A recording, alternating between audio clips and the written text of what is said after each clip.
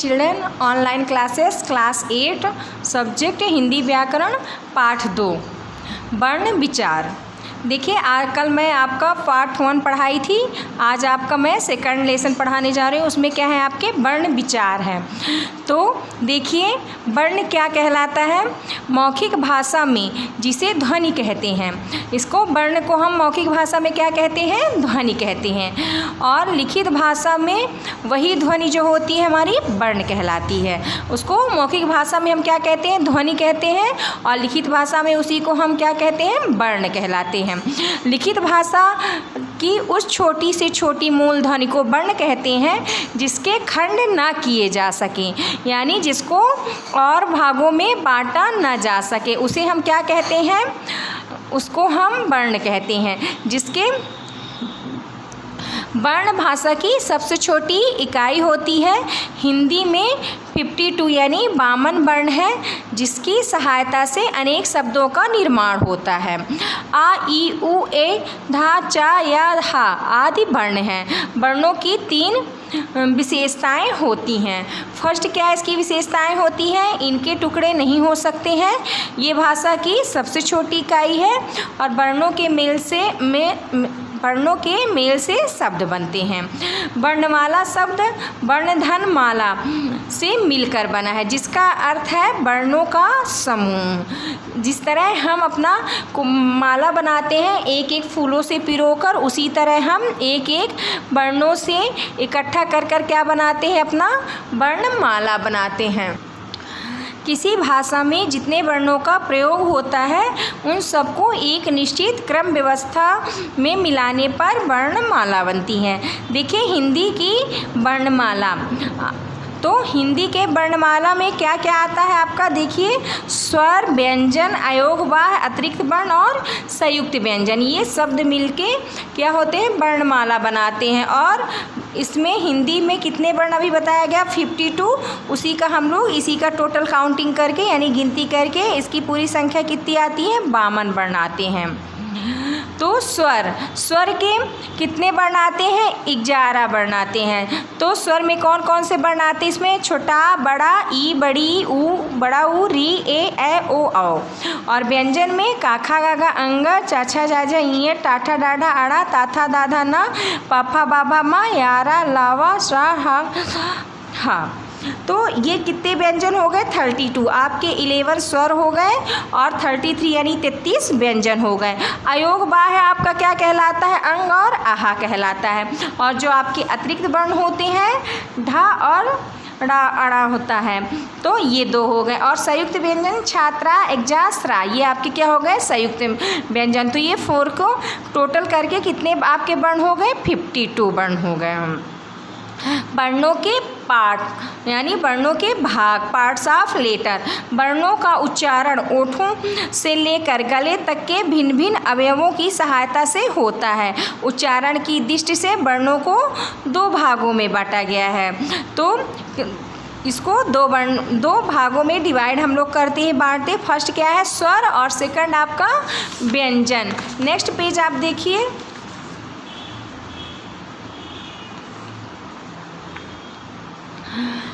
स्वर, वाइवल्स, वह वर्ण जो किसी अन्य वर्ण की सहायता के बिना स्वतः बोला जा सके स्वर कहलाता है। इसके उच्चारण में मुख से निकलने वाली हवा बिना किसी रुकावट के बाहर निकलती है। इसका उच्चारण स्वतंत्र रूप से होता है। और हिंदी में कितने स्वर होते हैं, 11 स्वर होते हैं। और स्वरों के भेद, स्वर के निम्नलिखित 3 भेद होते हैं, ह्रस्व स्वर, दीर्घ स्वर और प्लुत स्वर। तो ह्रस्व स्वर क्या कहलाता है, जिन स्वरों के उच्चारण में कम समय लगता है उसे हम ह्रस्व स्वर कहते हैं। इनकी संख्या 4 होती है, आ, ई, उ, री। ह्रस्व स्वरों को मूल स्वर भी कहा जाता है। फिर दीर्घ स्वर, जिन स्वरों के उच्चारण में ह्रस्व से 2 गुना समय लगता है उन्हें दीर्घ स्वर कहते हैं। इनकी संख्या 7 है, बड़ा आ, बड़ी ई, बड़ा ऊ, ए, ओ, औ। और फिर लास्ट क्या आता है आपका, प्लुत स्वर। प्लुत स्वर के उच्चारण में ह्रस्व स्वर से 3 गुना समय लगता है। प्लुत को देखने प्लुत को दिखाने के लिए तीन का चिन्ह लगा दिया जाता है। जैसे ओम में आपने देखा बीच में ये 3 जैसे आपका होता है, इसका चिन्ह लगा रहता है, ये प्लुत स्वर की पहचान भी होती है। और आ तथा देखिए बड़ा आ जो होता है इसके ऊपर चंद्र बिंदु, तो आ ध्वनि वाले शब्द के बारे में देखिए इसमें क्या बताया गया है। अंग्रेजी के अनेक शब्दों का प्रयोग आजकल हिंदी में होने लगा। कुछ शब्द जैसे डॉक्टर, कॉलेज, हॉल, बाल आदि में आ ध्वनि पाई जाती है। यह ध्वनि बड़ा आ और ओ के बीच की ध्वनि है। इसका प्रयोग केवल अंग्रेजी के शब्दों के लिए होता है। आ तथा बड़ा आ के उच्चारण के अंतर से शब्दों के अर्थ बदल जाते हैं। जैसे देखिए ये जो आ है इसके ऊपर ये आपका है चांद जैसे बना है, तो इससे क्या होता है बाल होता है, और इससे क्या इसका उच्चारण कहलाता है बाल। यह हाल है, तुम्हारा क्या हाल है। देखिए इनके उच्चारणों से क्या होते हैं, इस शब्द की मीनिंग बदल जाती है, यानी इनके अर्थ पूरे बदल जाते हैं। स्वरों की मात्राएं। शब्दों को लिखते समय स्वर का प्रयोग 2 रूपों में किया जाता है। फर्स्ट क्या है, अपने मूल रूप में। तो अब आ तथा बा, जो अब है तो किससे किससे मिलके बना है, आ तथा बा से आम जो है बड़ा आ और माँ से मिलके बना है। इसी तरह इमली ई प्लस मिली, इसी तरह ओम जो है ओधन माम से मिलके बना है, और औरत जो है औधन राधन ता से मिलके आदि। यहाँ आ तथा बड़ा आ ई ओ औ अपने मूल रूप में है। मात्रा के रूप में जैसे हम क्या लिखते हैं, बाजा लिखते हैं। तो बाजा में क्या है, बा देखिए इसमें मात्रा निकली है बड़ा आ की, और जा में भी मात्रा किसकी जुड़ी है, बड़ा जा की जुड़ी हुई है। नीला में ना में इसकी बड़ी ई की मात्रा जुड़ी है, और ला में बड़ा आ की। इन शब्दों में बड़ा आ तथा ई स्वरों का प्रयोग मात्रा के रूप में हुआ है। लिखते समय व्यंजन के साथ स्वर का जो रूप जोड़ा जाता है उसे हम क्या कहते हैं, मात्रा कहते हैं। स्वर की मात्राएं इस प्रकार होती हैं। देखिए स्वर होता है और ये उसकी क्या है, मात्राएं हैं। आ की मात्रा नहीं होती है, आ सभी व्यंजनों में होता है। जैसे खत लिखा है तो खा के साथ क्या जुड़ा है, आ जुड़ा है। ता के बाद ता में भी क्या जुड़ा है, आपका छोटा आ जुड़ा है। तो आ जो है वो रहित वर्ण हलंत लगाकर लिखे जाते हैं। जैसे का में, खा में, गा में आदि इन शब्दों में हम क्या करते हैं, आ को हलंत के उसमें भी प्रयोग किया जाता है। नेक्स्ट पेज देखिए।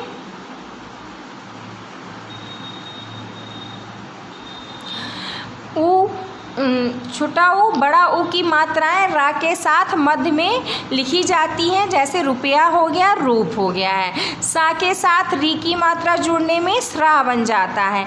री की मात्रा रा के साथ नहीं लगती है। अब आपका क्या आ गया, आयोग बा है। हिंदी वर्णमाला में स्वरों और व्यंजनों के अतिरिक्त 2 अन्य वर्ण भी है, अंग तथा आहा। इन दोनों का प्रयोग स्वरों के बाद होता है।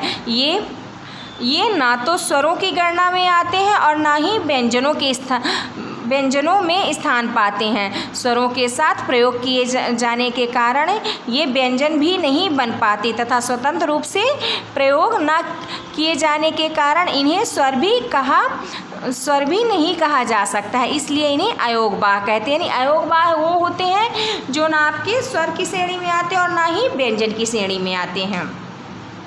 अनुस्वार और अनुनासिक। अनुस्वार और अनुनासिक दोनों ध्वनियाँ भिन्न होती हैं। अनुस्वार का उच्चारण करते समय ध्वनि केवल नाक से निकलती है और अनुस्वार युक्त शब्दों के उदाहरण क्या है, कंघा, शंख, बंदर, जंगल आदि। अनुनासिक का उच्चारण करते समय हवा नाक और मुंह दोनों से निकलती है। अनुनासिक युक्त शब्दों के उदाहरण है चांद, माद, सांप आदि। कभी कभी अनुस्वार व अनुनासिक के प्रयोग से शब्द का अर्थ भिन्न हो जाता है। उदाहरण जैसे हंस, इसमें अनुस्वार का प्रयोग है और हंस में अनुनासिक का प्रयोग है। हंस क्या है, हमारे किसी पक्षी का नाम हंस होता है और हंसना क्या होता है, ये आपके क्रियापद होती है। व्यंजन कॉन्सोनेंट, जिन वर्णों का उच्चारण हम स्वरों की सहायता के बिना नहीं कर सकते उन्हें हम क्या कहते हैं, व्यंजन कहते हैं। हिंदी में 39 व्यंजन हैं। ये हैं का वर्ग देखिए काखा गाघा अंगा जो आपके ये होते हैं आपके ढा तक, ये पूरे आपके 39 व्यंजन हैं। वैसे इसमें से हम व्यंजनों की संख्या कितने मानते हैं? 33 यानी 33 मानते हैं। आपके स्वर 11 होते हैं और व्यंजन 33 होते हैं। अब देखिए इसमें जो ये काखा गाघा अंगा, ये इसको हम का वर्ग कहते हैं, चाछा झाझा इया को चा वर्ग कहते हैं, टाठा डाढ़ा अड़ा को टा वर्ग और ताथा दाधा ना को ता वर्ग और पाफा बाभा माँ को इसे हम पा वर्ग कहते हैं। और या रा लावा जो होता है ये अंतस्थ व्यंजन होते हैं, यानी इसे हम क्या करते हैं? या रा लावा यानी अंदर की तरफ इसे बोलते हैं अपने मुंह के, इसीलिए अंतस्थ होते हैं। और सा खा सा हा ये आपके ऊष्म में व्यंजन होते हैं। और छा त्रा एग्जा स्रा ये आपके संयुक्त व्यंजन 4 होते हैं। और आपका ढा और अड़ा ये आपके अतिरिक्त व्यंजन होते हैं। व्यंजनों के भेद, उच्चारण के अनुसार व्यंजनों के 2 भेद होते हैं, अल्प प्राण और महाप्राण। अल्प प्राण जिन व्यंजन वर्णों के उच्चारण में कम समय लगे और कम प्रयत्न करना पड़े उसे हम क्या कहते हैं? अल्प प्राण व्यंजन कहते हैं। जैसे का गा अंगा, चा जा अइया, टा डा डा, ढा डा ता दा ना पा वा मा या रा ला वा, ये आपके अल्प प्राण होते हैं। अब देखिए नेक्स्ट महाप्राण।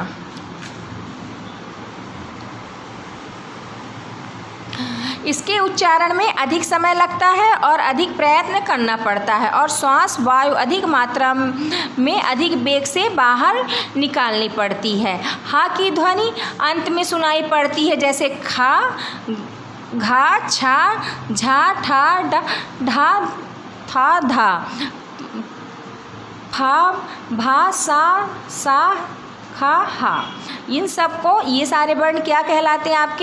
आपके महाप्राण ये सब कहलाते हैं व्यंजन। वर्णों का उच्चारण स्थान, बोलते समय वायु फेफड़ों से निकलकर श्वास नलिका से होती हुई बाहर की ओर आती है। उस समय जहाँ सांस रोका जाता है वह स्थान ध्वनि का उच्चारण स्थान कहलाता है। इस उच्चारण स्थानों के आधार पर व्यंजनों को 9 वर्गों में रखा गया। देखिए इनको 9 वर्गों में क्या किया गया है? वर्णों को 9 भागों में क्लासीफाई यानी इसको बांटा गया, इसका वर्गीकरण किया गया है। फर्स्ट क्या है? कंठ। देखिए कंठ से हम क्या बोलते हैं? इन व्यंजनों का उच्चारण कंठ यानी गले से होता है। ये है छोटा बड़ा आ आहा काखा गाघा का खा गा घा अंगा हा, ये आपके क्या कहलाते? कंठस्थ होते हैं। तालव्य मतलब इन व्यंजनों का उच्चारण हम अपने तालु से करते हैं। ये है ई छोटी बड़ी चा छा जा चा छा झा अइया या और आपका सा। और फिर नेक्स्ट क्या आता है? मूर्धन्य। इन व्यंजनों का उच्चारण मूर्धा यानी मुंह की छत यानी जो मुंह के ऊपर वाला भाग होता है वहाँ से हम करते हैं। टा ठा डा ढा अड़ा ढा ढा रा री सा। दंत। इन व्यंजनों का उच्चारण ऊपर के दांतों पर जीभ से लगने से होता है। ये है ता था दा धा ला सा। ओष्ठ। इन व्यंजनों का उच्चारण दोनों ओठों की सहायता से होता है। ये है ऊ बड़ा ऊ पा फा बा भा मा। नासिक। इन व्यंजनों का उच्चारण नासिका से होता है। ये है अंगा डा अइया ढा ना मा। और दंतोष्ठ। इन दंतोष्ठ व्यंजन का उच्चारण निचले ओंठों के साथ दांतों के मिलने से होता है, यानी इसका उच्चारण हम दांत और ओंठ से करते हैं, इसलिए क्या आता है इसमें उआ आता है। कंठोष्ठ यानी इन व्यंजनों का उच्चारण कंठ और ओंठों के द्वारा होता है। ये है ओ औ। कंठ तालव्य। इन व्यंजनों का उच्चारण कंठ और तालु के द्वारा होता है। ये है ए। उच्चारण के समय स्वर तंत्रिका में कंपन के आधार पर हिंदी वर्णमाला को 2 वर्ग बनते हैं। एक आपका आघोष होता है, दूसरा सघोष होता है। तो आघोष जिन ध्वनियों के उच्चारण में ध्वन तंत्रिका में कंपन अथवा गूंज उत्पन्न नहीं होती उसे हम आघोष कहते हैं। सभी वर्णों के पहले और दूसरे वर्ण जैसे काखा चाछा टाठा ताथा पाफा तथा सा खा सा वर्ण अघोष हैं, इनकी संख्या 13 होती है। सघोष जिन ध्वनियों के उच्चारण में स्वर तंत्रियों में कंपन होता है उन्हें हम सघोष कहते हैं। इसका उच्चारण करते समय यदि गले पर हाथ रखा जाए तो कंपन का आभास किया जा सकता है। सभी स्वर कौन से हो गए? आ बड़ा, ई बड़ी, ऊ बड़ा ऊ, री, ए ओ औ। व्यंजन कौन कौन से होते हैं? गा घा अंगा, जा झा अया, डा ढा अड़ा, दा धा ना, बा भा मा, या रा लावा हा ड़ा ढा। और फिर इसके बाद क्या आता है नेक्स्ट आपका संयुक्त व्यंजन। दो व्यंजनों के संयोग से बनने वाले जो व्यंजन होते हैं उन्हें हम संयुक्त व्यंजन कहते हैं। जैसे का और आपके स्रा से ये क्या बनता है? छा बनता है, छा छतरी वाला छा। और जो आपका जा होता है ये जा और अय्या से मिलके बनता है। ता जो होता है आपका ता प्लस रा से बनता है। और आपका जो ये स्रा होता है सा प्लस राग से मिलके बनता है। द्वित्व व्यंजन एक वर्ण के 2 बार मिलने से द्वित्व व्यंजन बनता है। जैसे कुत्ता, कुत्ता में देखिए ये ता जो है एक आधा होता है और दूसरा ता पूरा होता है। जो ये आधा वर्ण होता है उसे ही हम क्या कहते हैं? द्वित्व व्यंजन कहते हैं, यानी डबल लेटर कहते हैं। बच्चा, लट्टू और लड्डू ये सारे वर्ण हमारे कौन से कहलाते हैं? द्वित्व व्यंजन कहलाते हैं। वर्ण सहयोग, वर्ण सहयोग जब 2 वर्ण आपस में मिलते हैं तो उसे हम क्या कहते हैं? वर्ण सहयोग कहते हैं। सभी व्यंजन स्वरों की सहायता से ही बोले जाते हैं। स्वरों के सहायता के बिना व्यंजनों का उच्चारण संभव नहीं है। फल शब्द का उच्चारण फल संभव नहीं है। देखिए फा आपका फा से बनता, फिर आ प्लस ला प्लस आ से ही फल शब्द बोला जा सकता है, यानी इसमें 4 वर्ण होते हैं। व्यंजन का व्यंजन से संयोग, व्यंजन और व्यंजन के मेल से संयुक्त ध्वनियाँ बनती हैं। व्यंजन को व्यंजन से मिलाने के लिए कुछ नियम होते हैं।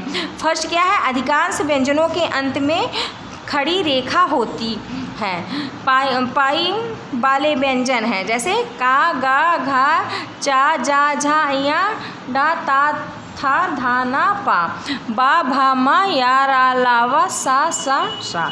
इन व्यंजनों को जब किसी आगे वाले व्यंजन से मिलाते हैं तो उसकी पाई खड़ी रेखा हटा दी जाती है। जैसे देखिए राज्य लिखा हुआ है इसमें, तो इसमें हमने इसकी खड़ी पाई हटा दी है। और सप्ताह देखिए ये दोनों शब्द आपके इसी के अंतर्गत आते हैं। बिना पाई वाले व्यंजन आपके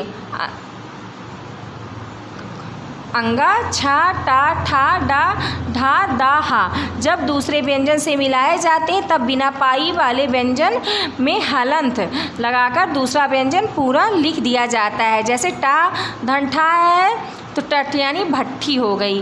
इसी तरह द्वार है तो इसमें भी आपका इसमें क्या इसको आधा नहीं लिखा जाता, इसके नीचे हलंत लगा के वाह और इसमें पूरा बारा करके इसका द्वारा लिखा जाता है।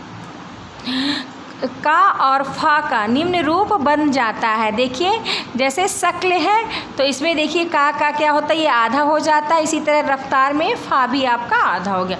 व्यंजनों में रा सबसे निराला वर्ण है। रा के संयोग में ही सबसे अधिक अशुद्धियाँ देखने को मिलती हैं। रा के संयोग के 5 नियम हैं, इन्हें ध्यान से पढ़िए। जब रा स्वर रहित होता है तो यह अपने से आगे वाले वर्ण के ऊपर लगता है। जैसे देखिए जैसे आर्य लिखा हुआ है तो इसमें आपके इसके क्या है? ये आपके आगे लगा हुआ है। ये देखिए रा और ये या इसमें मिला हुआ है और इसी के आगे इसका उच्चारित किया। उसी तरह दर्द में, सर्व और पर्व में रा के पूर्व जब कोई स्वर रहित व्यंजन होता है तो उसके पैरों में लगता है। जैसे प्रकाश देखिए और चक्र, इसमें क्या है? ये रा नीचे लगा हुआ है यानी उसके पैरों में लगा हुआ है। और टा और डा के साथ रा का संयोग होने पर रा उनके नीचे इस रूप में जुड़ जाता है। जैसे ट्रक, ट्रेन, ड्रम। सा के साथ भी रा का संयोग होने पर इसका रूप बदल जाता है। जैसे सा प्लस रा बराबर श्रा हो गया। इससे श्रीमान और श्रम दोनों शब्द बनते हैं।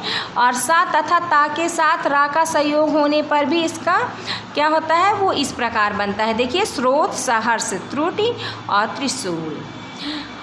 किसी शब्द में प्रयुक्त वर्णों को अलग अलग करने को हम क्या कहते हैं? वर्ण विच्छेद कहते हैं। जैसे कोई आपका शब्द है, उसके जो वर्ण होते हैं उसके हर वर्ण को अलग अलग करना हमारा क्या कहलाता है? वर्ण विच्छेद कहलाता है। जैसे देखिए उत्पन्न है, तो देखिए उत्पन्न को इसमें अलग किया गया, उ प्लस आधा तार है प्लस पा है, और इसमें आ प्लस ना, और ये आधा ना प्लस आ, आपका उत्पन्न हो गया। पुस्तकालय देखिए, इस प्रकार हम पुस्तकालय को भी इसी तरह वर्ण विच्छेद करते हैं। अब देखिए नेक्स्ट, सही विकल्प पर सही का चिन्ह लगाना है। हिंदी में कितने वर्ण होते हैं? तो हिंदी में 52 वर्ण होते हैं। स्वरों की संख्या 11 होती है। नेक्स्ट देखिए, अयोग बा होता है तो आपका अंग व आहा अयोग बाय होता है। हस्त स्वरों की संख्या होती है 4। कोष्टक में सही शब्द चुनकर रिक्त स्थान को हमें भरना है। पिता ने प्रेमचंद के पैरों में अष्टधातु की बेड़ियां डाल दी, इसमें डाल होगा। पिता की कृपणता देख नचिकेता से ना रहा गयम, इसमें पिता हो जाएगा। हमें दीन दुखियों की सेवा करनी चाहिए, इसमें दीन हो गया।